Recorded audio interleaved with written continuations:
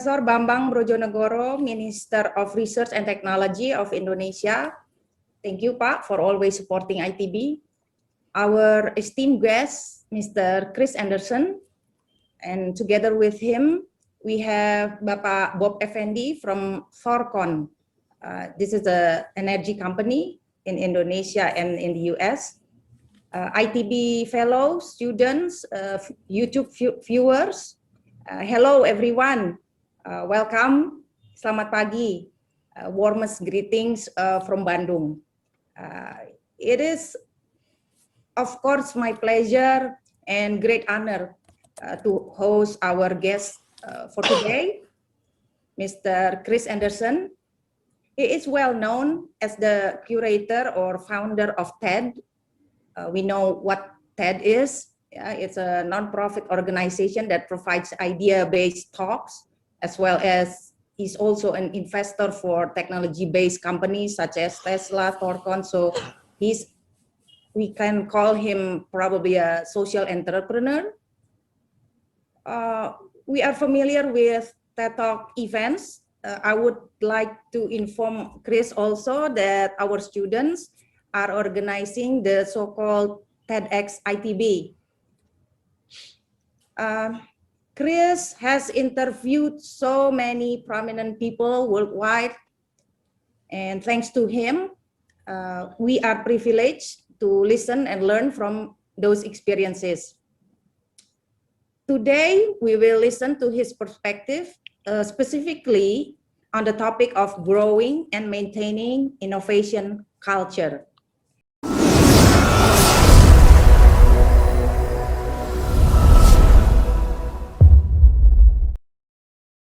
But there's a third level as well that we can't rule out. And this is what I call innovation at the system level. And this is probably the most important type of innovation when all is said and done, because this is how the world really changes and sort of changes radically and fast. So the person I've studied most in thinking about system level innovation is Elon Musk, who, as you know, is in the process of revolutionizing at least two industries, actually more than two, but I mean the automobile industry and the space industry. And so let's take the automobile industry. He has not been revolutionary because he came up with a clever design for an electric car. I mean, he did that. He noticed that you could take what seemed to be a defect of an electric car, which is the huge weight of the batteries, and turn it into a strength by placing it low down in the vehicle across so that you gave it a very low center of gravity. That would make it a much safer car, you know, frankly. And then there was a bunch of other clever innovations in the actual design of that car that made it powerful. But the real genius was actually happened at the system level. In order for a car to work, you know, there was a range problem. So how do you solve that? Well, you create a system of superchargers so that, and you place them around the country so that, you know, people can buy this car and be confident that they're not going to run out of electricity at some point. And then you notice that if this thing's going to take off, there just aren't enough batteries in the world to make it. They consume a lot of batteries, and they're also too expensive. So you have to embark on constructing these gigafactories that take battery manufacturing up to a whole other level of scale and therefore cost management. You realize that most modern products of the future are basically driven by software. And so you have to build software deeply into the car. And so you create an architecture where software can be updated over time directly to the car without you having to take the car into a dealer.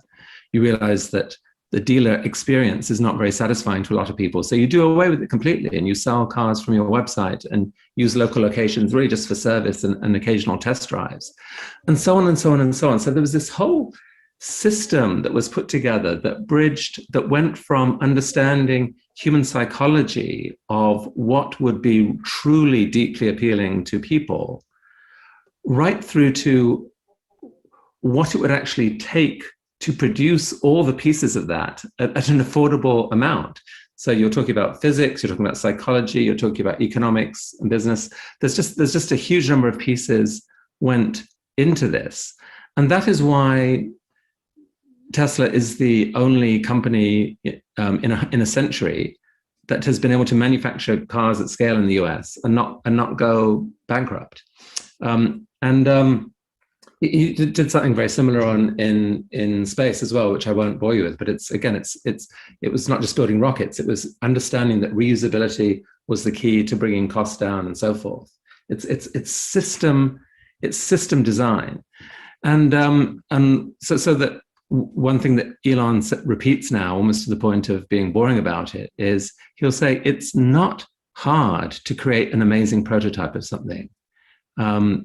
What's 100 times harder is to create the system that can manufacture or produce that prototype at scale for an affordable amount of money.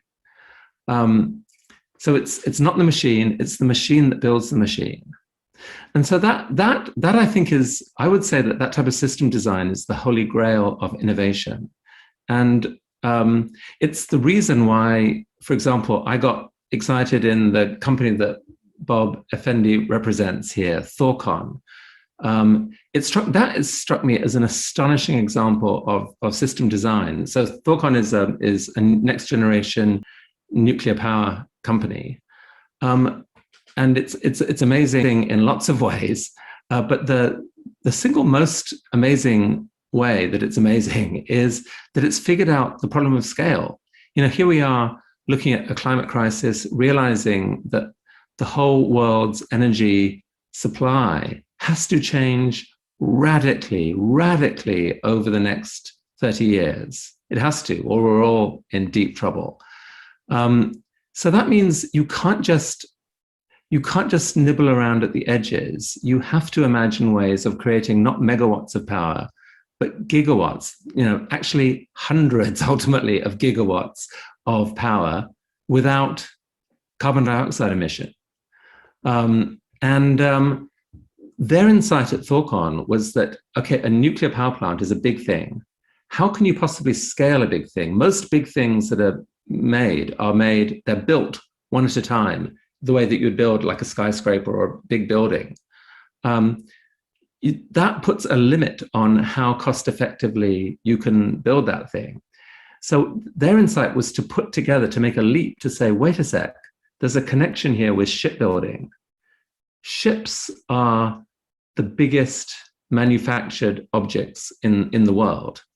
And they're possible because of the magic of shipyards. A shipyard is an incredible black box where you put steel in one end and out the other end comes things of enormous complexity.